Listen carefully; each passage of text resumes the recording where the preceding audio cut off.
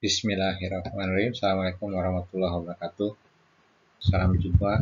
Nama Bapak Yudi Tokomadi. Bapak memperoleh kepercayaan untuk mengajar analisis laporan keuangan. Kalau kita bicara laporan keuangan, berarti ini banyak sekali laporan keuangan yang harus dipertanggungjawabkan atau juga dianalisis untuk pertanggungjawaban manajemen agar terlihat apakah perusahaan mengalami kemajuan, kemunduran, atau stuck aja di posisi tersebut.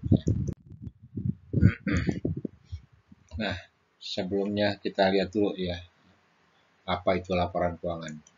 Secara sederhana, pengertian laporan keuangan ini adalah merupakan laporan yang menunjukkan kondisi keuangan perusahaan pada saat ini atau dalam suatu periode tertentu ya. Nah, adapun kondisi perusahaan saat ini adalah merupakan kondisi terkini yang merupakan keadaan keuangan perusahaan pada tanggal tertentu untuk neraca ya, dan periode tertentu untuk laporan laba rugi. Nah, dengan adanya laporan keuangan ini maka dapat diketahui posisi keuangan perusahaan terkini setelah laporan tersebut dianalisis. Jadi akan kelihatan bagaimana kondisinya setelah laporan keuangan tersebut dianalisis. Nah, kenapa sih laporan keuangan ini dianggap sangat penting? Karena laporan keuangan ini adalah hasil dari proses akuntansi yang dapat digunakan sebagai alat untuk berkomunikasi antara data keuangan atau aktivitas suatu perusahaan dengan pihak-pihak yang berkepentingan dengan data atau aktivitas tersebut ya. Jadi kalau orang yang tidak punya kepentingan sih nggak bakal mengerti, makanya disebutkan sebagai alat untuk komunikasi antara data keuangan tersebut atau aktivitas dari perusahaan tersebut dengan pihak-pihak yang berkepentingan. Jadi kalau yang ada nggak punya kepentingan nggak mungkin bisa berkomunikasi dengan data keuangan. Nah, adapun pihak-pihak yang berkepentingan bagi dalam laporan. Yang pertama adalah pemilik perusahaan. Sudah jelas ya, setiap pemilik perusahaan itu pasti ingin mengetahui bagaimana sih kondisi perusahaan dilihat dari kondisi keuangannya. Manajer atau pimpinan perusahaan yang bersangkutan pasti juga sama juga ya, mereka juga memerlukan laporan keuangan untuk melihat perkembangan perusahaan yang mereka pimpin. Investor, nah investor juga untuk sebelum mereka memutuskan untuk menanamkan modalnya di perusahaan tersebut, pasti mereka juga akan melihat bagaimana kondisi keuangan dianalisis. Mereka menganalisis kalau ternyata punya prospek yang bagus, pasti mereka akan menanamkan dananya di perusahaan tersebut. Kemudian yang keempat adalah kreditur atau bankers. Ini juga sama ya, ketika perusahaan akan mengajukan pinjaman atau kredit kepada bank, nah salah satu persyaratan yang harus dipenuhi adalah melampirkan laporan keuangannya. Yang jelas harus jujur ya, jangan merekayasa atau mengada-ngada supaya kelihatannya laporan keuangan atau kondisi keuangan tersebut bagus. Dan yang kelima adalah pemerintah. Ini juga berkaitan dengan pajak. Makanya ini kadang-kadang perusahaan membuat, kalau ketika mengajukan kredit ke bank, mereka membuat laporan keuangan sebagus mungkin ya, prospeknya bagus. Tapi kalau untuk pemerintah, sejelek mungkin supaya pajaknya nggak terlalu besar. Nah, ini juga pasti tidak luput dari pemeriksaan, karena pasti ada tim appraisal yang akan menilai kewajaran dari laporan keuangan perusahaan tersebut.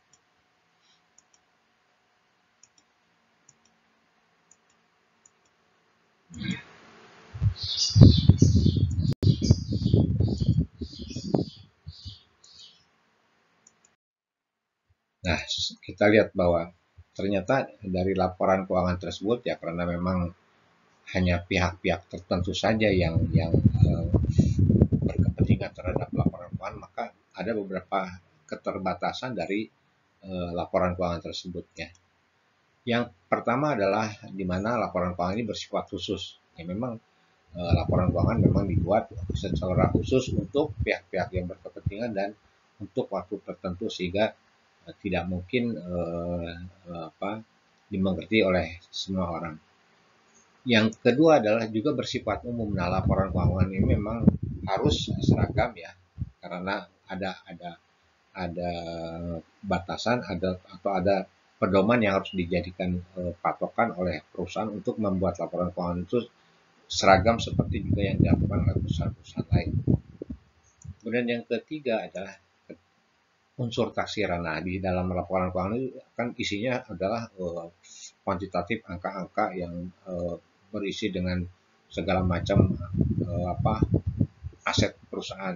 Tapi sebetulnya aset-aset tersebut hanya berupa taksiran saja ya. Belum tentu itu adalah sesuai dengan nilai aslinya, karena mungkin dengan perubahannya waktu juga, kalau misalkan dulu beli tanah harganya 100 juta, mungkin sekarang ini sudah bukan 100 juta lagi, tapi kan di dalam laporan keuangan harus dituliskan nilai perolehannya ya. Kemudian yang keempat adalah bersifat konservatif. Artinya konservatif ini memang secara umum bahwa kita tidak boleh memodifikasi atau mengada-ngada laporan keuangan tersebut ya, supaya kelihatan lebih canggih, tapi kan harus ada patokan-patokan atau pedoman-pedoman yang harus diikuti, standar yang harus diikuti di dalam laporan keuangan tersebut. Yang kelima adalah menggunakan istilah teknis. Nah, ini ya istilah-istilahnya yang ada di laporan. Makanya kalau masyarakat atau kita tidak pernah belajar akuntansi atau belajar tentang keuangan, pasti akan kesulitan mengetahui apa sih istilah-istilah yang ada di dalam laporan keuangan itu ya.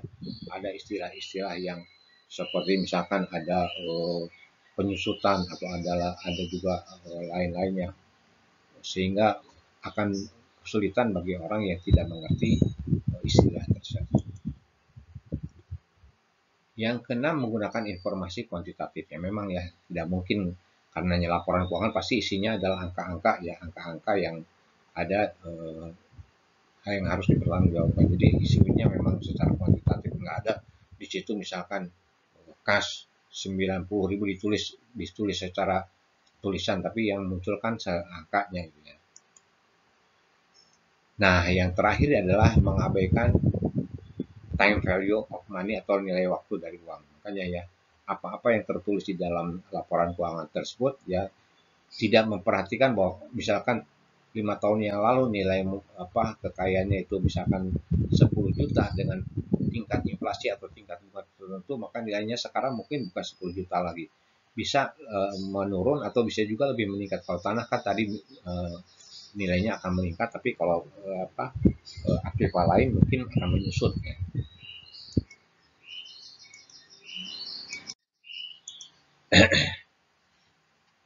Adapun yang lazim ya, yang sederhana saja, yang ringkas kita lihat bentuk-bentuk laporan keuangan ini sebetulnya banyak banget ya.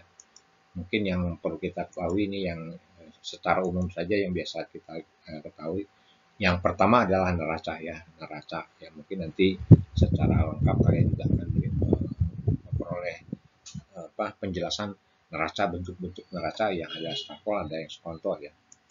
Kemudian juga laporan rugi laba. Nah, laporan rugi laba ini berarti kan kalau kita ingin mengetahui apakah bagaimana berapa besarnya penjualan, berapa besarnya harga pokoknya, berapa besar laba kotor, dan berapa besar laba bersih yang diperoleh perusahaan, berarti kita harus melihat laporan rugi labanya. Kemudian laporan ekuitas, ini laporan pemegang saham ya. Berarti di sini khusus melaporkan jumlah atau modal sendiri atau modal ekuitas yang dimiliki oleh perusahaan tersebut. Dan yang terakhir adalah laporan arus kas. Nah, ini laporan arus kas ini memang juga nantinya kita juga akan ketemu ya, menganalisis perubahan kas yang terjadi ya. Kalau misalkan tahun lalu kas jumlahnya 10 juta, kemudian tahun ini menjadi 15 juta. Nah, kenaikan dari 10 juta menjadi 5 juta, ada penambahan 5 juta, itu dari mana asalnya ya, akan terlihat di dalam laporan arus kas ini.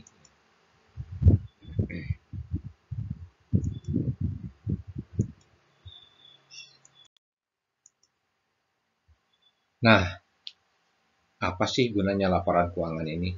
Yang pertama bahwa laporan keuangan ini sangat diperlukan untuk mengukur hasil usaha dan perkembangan perusahaan dari waktu ke waktu dan untuk mengetahui sejauh mana perusahaan mencapai tujuannya.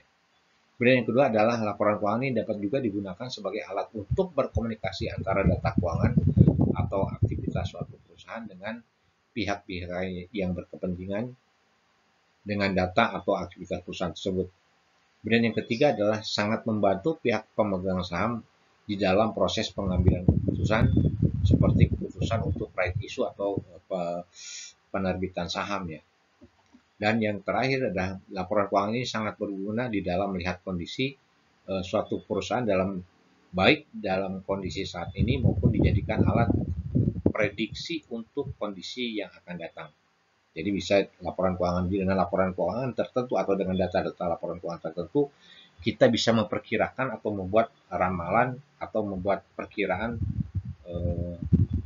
posisi keuangan di masa yang akan datang. Ya, jadi ini namanya forecast analyzing. Dan berikutnya adalah kita lihat tujuan kenapa sih laporan keuangan ini harus dibuat. Ya. Bahwa tujuan laporan keuangan ini yang jelas menyediakan informasi tentang posisi keuangan, kinerja serta perubahan posisi keuangan perusahaan yang bermanfaat bagi sejumlah pemakai di dalam pengambilan keputusan. Kita lihat sebenarnya, nah, tujuan laporan keuangan tersebut yang pertama adalah relevan. Relevan artinya bahwa apa yang disajikan itu memang sesuai dengan bidang usahanya ya, ada relevansi. Kemudian juga yang kedua adalah understandability, berarti harus bisa dipertanggungjawabkan ya, bahwa laporan keuangan itu memang harus bisa dipertanggungjawabkan kepada pihak-pihak tertentu. Yang ketiga adalah verifiability, jadi bisa diverifikasi ya kebenaran dari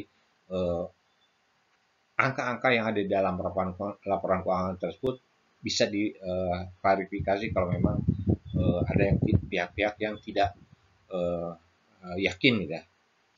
Dan yang keempat adalah neutrality, berarti di sini bahwa laporan keuangan itu tidak berpihak kepada siapapun, harus netral ya. Jadi untuk siapapun jangan sampai mentang-mentang akan diserahkan ke pemerintah, buat seburuk mungkin supaya pajaknya kecil. Kalau mau pinjam uang ke bank dibikin sebagus mungkin supaya kelihatan perusahaan tersebut bonafit ya. Dan yang kelima adalah timelines. Berarti di sini memang ada dibatasi waktu ya, laporan keuangan itu. Memang ketika ada saat-saat tertentu misalkan pimpinan membutuhkan laporan keuangan dalam tempo tertentu, bisa juga jadi bisa 3 bulanan, bisa 6 bulanan, atau yang jelas yang lazimnya sih tahunan ya, jadi dalam 1 tahun. Kemudian yang keenam adalah comparability, berarti bahwa laporan keuangan ini bisa diperbandingkan ya, akan ada standar yang digunakan sebagai pedoman ya.